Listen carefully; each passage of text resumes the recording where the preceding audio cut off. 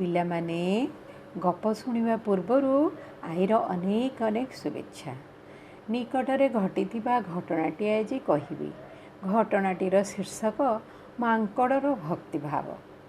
ବାଲେଶ୍ୱର ଜିଲ୍ଲାରେ ନୀଳଗିରି ଠାରୁ 20 କିଲୋମିଟର ଦୂରରେ ଗାଁଟିଏ। ସେଠାରେ ଅଛି ଗୋଟିଏ ବଡ଼ ମନ୍ଦିର। ଲୋକେ କୁହନ୍ତି ରାମ ମନ୍ଦିର ବୋଲି। ହେଲେ କେତେ ଦେବାଦେବୀ ସେଠି ପୂଜା ପାଉଛନ୍ତି। 23 ବର୍ଷ ପୂର୍ବେ ଗୋଟେ ଛୋଟ କୁନି ମାଙ୍କଡ଼ଟିଏ ମନ୍ଦିର ବେଢ଼ା ଭିତରକୁ ଆସିଥିଲା। ଏମିତି ନୀଳଗିରି ପାହାଡ଼ିଆ ଜଙ୍ଗଲରେ ଅସଂଖ୍ୟ ମାଙ୍କଡ଼ ଗାଁ ଭିତରକୁ ଆସନ୍ତି। ଯାହା ସାମ୍ନାରେ ପଡ଼ିଲା ଖାଇଲେ ଯେତିକି, ଫିଙ୍ଗିଲେ ତତୋଧିକ। ତାପରେ ଗାଁ ପିଲାଙ୍କ ହୁରୁଡ଼ା ହୁରୁଡ଼ିରେ ପଳେଇ ଯାଆନ୍ତି। ନିର୍ଦ୍ଦିଷ୍ଟ କେହି ରୁହନ୍ତି ନାହିଁ। କିନ୍ତୁ ସେଇ କୁନି ମାଙ୍କଡ଼ଟି କାହାକୁ ଭୟ କରେ ନାହିଁ କି କାହାର କ୍ଷତି ମଧ୍ୟ କରେ ନାହିଁ। ତାର ଆଖିରେ ଥିଲା ଗୋଟିଏ ଶିଶୁସୁଲଭ ଚାହାଣୀ। ଛୋଟ ପିଲାଙ୍କ ସହିତ ଖେଳିବାକୁ ଖୁବ୍ ଭଲ ପାଏ। ଖାଲି ସେତିକି ନୁହେଁ, ଛୋଟ ପିଲା କିମ୍ବା ବୟସ୍କ ଲୋକ ଟ୍ୟୁବୱେଲ୍ ଚାପି ନ ପାରିଲେ ମାଙ୍କଡ଼ଟି ନିଜେ ଯାଇ ସେମାନଙ୍କ ପାଇଁ ଟ୍ୟୁବୱେଲ୍ ମଧ୍ୟ ଚାପି ଦିଏ।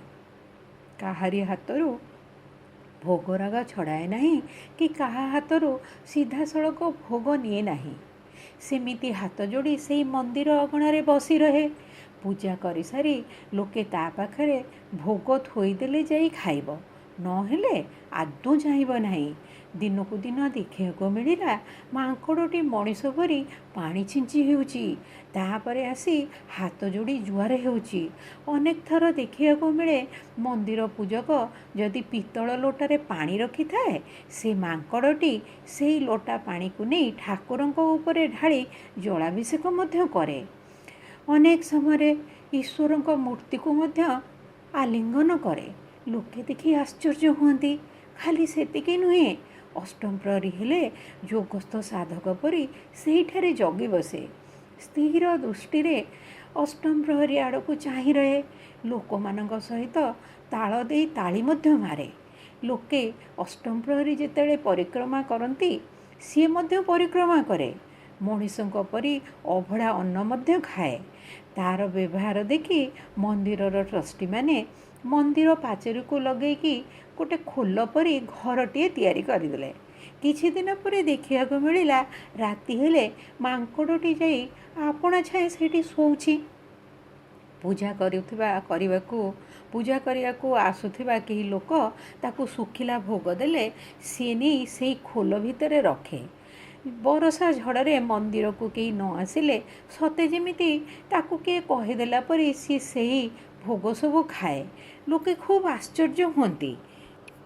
ମାଙ୍କଡ଼ଟି କେମିତି ଅବା ଜାଣିଲା କେଉଁ ଭୋଗ ବେଶୀ ଦିନ ରହିବ, କେଉଁଟା ପଚିଯିବ? ଏମିତି ଚାହୁଁ ଚାହୁଁ ସେ ମାଙ୍କଡ଼ଟି ଆସିବାର 23 ବର୍ଷ ପୂରିଗଲା। ମନ୍ଦିରର ସଦସ୍ୟ ପରି ସେ ରହୁଥିଲା। ମନ୍ଦିରର ପ୍ରତ୍ୟେକ ଧୂଳିକଣା ତାକୁ ଚିହ୍ନିଥିଲେ, ପ୍ରେମ ମଧ୍ୟ କରୁଥିଲେ। ମନ୍ଦିରକୁ କିଏ ଯିବ, ତାକୁ ଦେଖା ନ କରି ଆସିବ, ଏପରି କେବେ କୌଣସି ଭକ୍ତ କରିନାହାନ୍ତି। ସାକ୍ଷାତ ହନୁମାନ ପରି ତାକୁ ମାନ୍ୟ କରନ୍ତି। ତାର ବ୍ୟବହାର କୌଣସି ଯୋଗାରୂଢ଼ ସନ୍ନ୍ୟାସୀଠାରୁ କମ୍ ନୁହେଁ। ମନ୍ଦିର ଝାଡ଼ୁ ହେବା ପୂର୍ବରୁ ଆସି ଅଗଣାରେ ବସିଥିବ। ଝାଡ଼ୁ ହେବାର ଦେଖି ଟିକେ ଆଡ଼େଇକି ବସିବ। ସଫାସଫି ସରିଗଲେ ପୁଣି ରାମଙ୍କ ମୁହଁ ଦିଶିଲା ପରି ସ୍ଥାନରେ ବସେ। କ'ଣ ଦେଖେ ସିଏ ହିଁ ଜାଣିଥିବ। ବୈକୁଣ୍ଠ ଏକାଦଶୀ ଦିନ ସେମିତି ରାମଙ୍କ ମୁହଁକୁ ଚାହିଁ ରହିଲା। କିଛି ଖାଇଲା ନାହିଁ। ପିଲାଏ ତାର ମୁଣ୍ଡରେ ହାତ ମାରି ଚିଡ଼େଇ ଚିଡ଼େଇ କହୁଥାନ୍ତି, କିରେ ଏକାଦଶୀ କରୁଛୁ କି? ହେଇ ହେଇ, ହଉ ହଉ, କର। ସେଦିନ ତାର କୌଣସି ପ୍ରତିକ୍ରିୟା ନଥିଲା। ସନ୍ଧ୍ୟାବେଳେ ସନ୍ଧ୍ୟା ଆଳତୀ ଚାଲିଲା। ମାଙ୍କଡ଼ଟି ସେମିତି ବସିଥାଏ। ଆଳତୀ ଠିକ୍ ସରିଲା ବେଳକୁ ପଛରୁ ଶୁଭିଲା ଗୋଟେ ପ୍ରଚଣ୍ଡ ଶବ୍ଦ, ହୁ। ଠିକ୍ ଝଡ଼ ସମୟରେ ପବନର ଗର୍ଜନ ପରି। ସମସ୍ତେ ଚମକି ପଡ଼ି ଠାକୁରଙ୍କ ମୁହଁକୁ ନ ଦେଖି ପଛକୁ ଚାହିଁଲେ। ଦେଖିଲେ ମାଙ୍କଡ଼ଟି ଏମିତି ଶବ୍ଦ କରି ସେଇଠି ଢଳି ପଡ଼ିଲା। ମନ୍ଦିରଟି ଶୋକାକୁଳ ହୋଇଗଲା। ସମସ୍ତଙ୍କ ପାଟିରେ ଗୋଟିଏ କଥା, ମାଙ୍କଡ଼ଟି କ'ଣ ଶେଷରେ ପ୍ରଭୁ ଡାକି ପ୍ରାଣତ୍ୟାଗ କଲା? ଶାସ୍ତ୍ରରେ ଅଛି ପରା, ଏକାଦଶୀ ଦିନ ପ୍ରାଣତ୍ୟାଗ କରିଥିବା ଜୀବକୁ ଜନ୍ମ ମୃତ୍ୟୁ ଚକ୍ରରୁ ମୁକ୍ତି ମିଳିଯାଏ। ସମସ୍ତଙ୍କ ଆଖିରୁ ଧାର ଧାର ଲୁହ ଗଡ଼ି ଯାଉଥାଏ। ଶୋକ ସନ୍ତପ୍ତ ଗ୍ରାମବାସୀ ଅନ୍ତିମ ସଂସ୍କାର କରିଥିଲେ ସତ, କିନ୍ତୁ କିନ୍ତୁ ଘରର ଜଣେ ଜଣେ ମଣିଷ ସଦସ୍ୟ ପରି ନୁହେଁ, ବରଂ ଏକ ଦିବ୍ୟ ଜୀବାତ୍ମାର ମହାପ୍ରୟାଣ ପରି।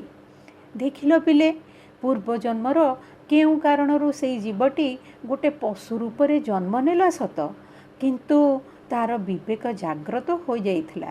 ସେ ଜାଣିପାରିଥିଲା ତା ଭିତରେ ଥିବା ଶକ୍ତିର ସ୍ରଷ୍ଟା ହିଁ ଈଶ୍ୱର। ତେଣୁ ତୁମେମାନେ ଯଦି ଭକ୍ତିପୂର୍ବକ ଈଶ୍ୱରଙ୍କୁ ଆରାଧନା କରିବ, ତୁମର ବିବେକ ଜାଗ୍ରତ ହୋଇଯିବ। ତୁମେ ମଧ୍ୟ ଦେଖିପାରିବ ତୁମେ ହେଉଛ ସେଇ ବିରାଟ ଶକ୍ତିର ଗୋଟିଏ ଗୋଟିଏ ଅଂଶ। ତେବେ ଆଜି ପାଇଁ ଏତିକି। ଜୟ ଜଗନ୍ନାଥ।